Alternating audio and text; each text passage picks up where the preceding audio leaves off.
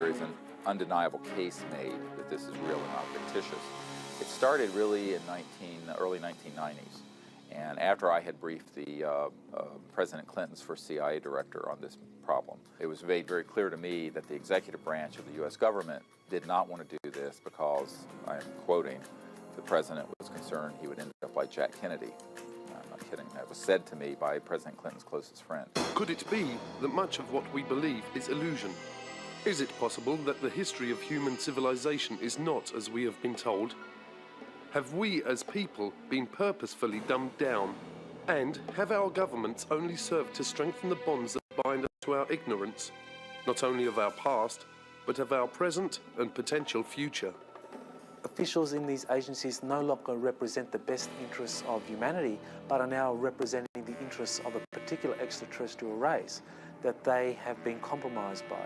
So we pay a heavy price if we don't make this open, if we don't bring in transparency and accountability into this whole process. It means that we don't know whether or not those that are behind the policies are actually implementing these policies for the best interest of humanity, which is what they claim, or for the best interest of a particular extraterrestrial race. Some of the questions that we must ask include, are there bases on our moon? Are there structures and life forms on Mars and many of the other local planets? Have our governments made deals and treaties with other life forms that affect the future of all of us on planet Earth?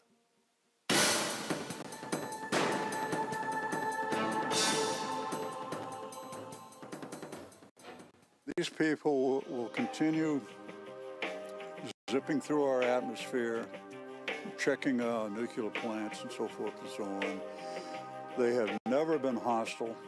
They pose no air security problems, whatever.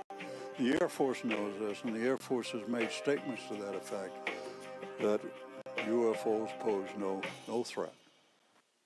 They are here. Not just the Greys, but the others who look and act like us.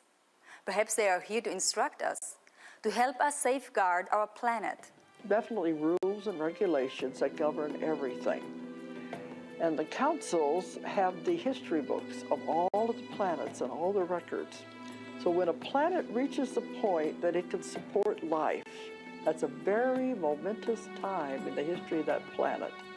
At that time, the planet is given its life charter. We're dealing with a big, big story. It's not just them. As I said, if it was that simple, it would probably been out some time back. It's really about us. It's who we are, what we are, how we came to be, and where we might end up going sometime. Life is never allowed to just simply spontaneously develop. That if it did, it would be very chaotic. If we could integrate, I call it the spiritual, but the esoteric or whatever. I mean true esoteric. I don't mean religion necessarily, because there's a difference, I think, between religion and spirituality. To produce a thinking, intelligent human being would have taken millions more years if it was happening by normal evolution than it would have taken. And it would still not have got to the point we are now. They create life on other planets because this is the way they were created, by what they call the archaic ones, the ones from the very beginning, have been doing this forever. Mankind was developed as a species, as a spiritual being, and I think we've gotten so far away from who we really are that it's very hard for us to go back there and digest that maybe we have cosmic brothers and sisters. We fight among ourselves for diversity. I mean, if anybody walks in here and looks totally different, we fight among ourselves. And I'm thinking, oh my God, what are the ETs that are involved thinking about the way we handle ourselves with people that are so different from us?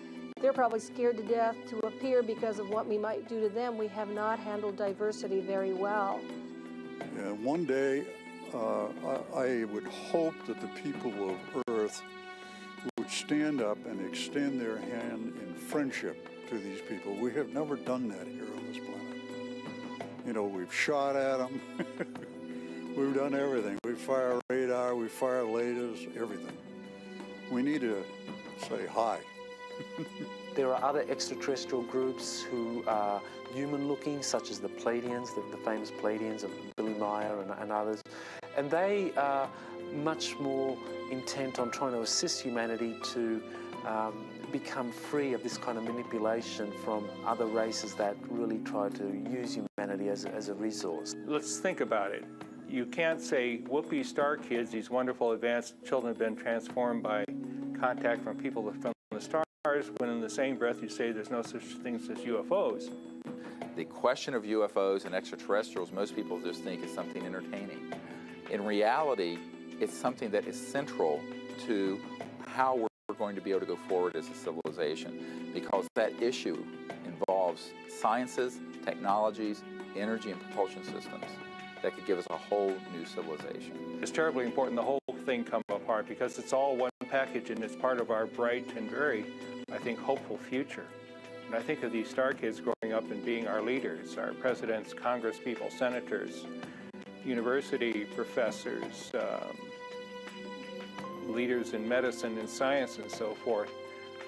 I think what brilliant and expansive future we're going to have, but we have to get from point A to point B. And this cover-up is just stultifying us in a very painful way. Is it possible that an intergalactic federation exists, and that this collective of different member beings are in the process of offering the people of Earth membership in a federation of planets? Most importantly for all of us and our children, some of these researchers say that acceptance of their invitation to federation membership would end all war, starvation, and dependency upon fossil fuel-based energy systems for our entire planet. Part of the problem with the UFO cover-up coming apart, you've got to uncover the whole thing at the same time. You can't half uncover. People who try to only look stupid. Degli extraterrestri le fanno per noi specialmente. But they're doing it for us. They are praying for us. Siamo la categoria più bassa che esiste e allora abbiamo bisogno di preghiere. We are the lowest of the category in the evolutionary scale. He really believes that humanity is the lowest of the category of the evolutionary scale, with all the proof that he gave you of the ecological problem, of the war problem, of the choosing evil problem, and all that. This is his belief system. We all have a responsibility to find out what the truth is about something like this. And it is, people have to take responsibility for looking into what the truth is. We've put together the means for people to do that. Now people have to take the initiative, and we need all the help we can get. I would ask people to help us network this to anyone and any institution that can help. The reason this is so critical is that we've reached a point in our civilization where for us to go forward as a people, we're going to have to end this kind of illegal secrecy. And we're going to have to allow this information and these technologies to get out and begin to fix many of these large problems. I've always believed our destiny is in the stars. That's a hope that I have, that generations yet to come will travel out there and will become a part of that community.